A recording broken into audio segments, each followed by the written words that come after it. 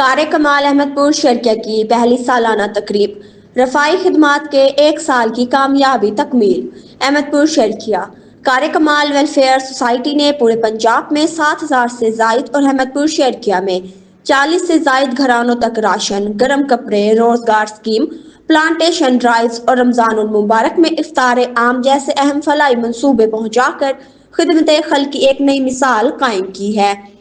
اس سلسلے میں احمد پور شرکیہ میں تنظیم کی پہلی سالانہ تقریب نہایت شاندار طریقے سے منعقد ہوئی، جس میں تنظیم کے 1 سالہ سفر، فلاحی خدمات اور آئندہ اہداف پر روشنی ڈالی گئی۔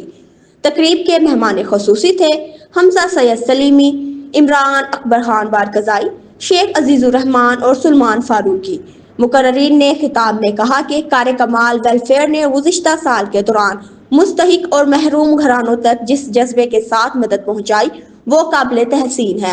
انہوں نے اس بات پر زور دیا کہ رمضان اور افطار پروگرام، راشن ڈرائیو، روزگار اسکیمیں اور ماحول دوست کی پلانٹیشن مہم اس ویلفیئر سوسائٹی کی اجتماعی بھلائی کے لیے سنجیدہ کاوشوں کا ثبوت ہے۔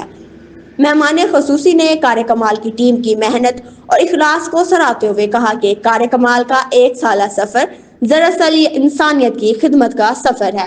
ایسے ادارے معاشرے میں امید، محبت اور ہمدردی کو پروان چڑھاتے ہیں۔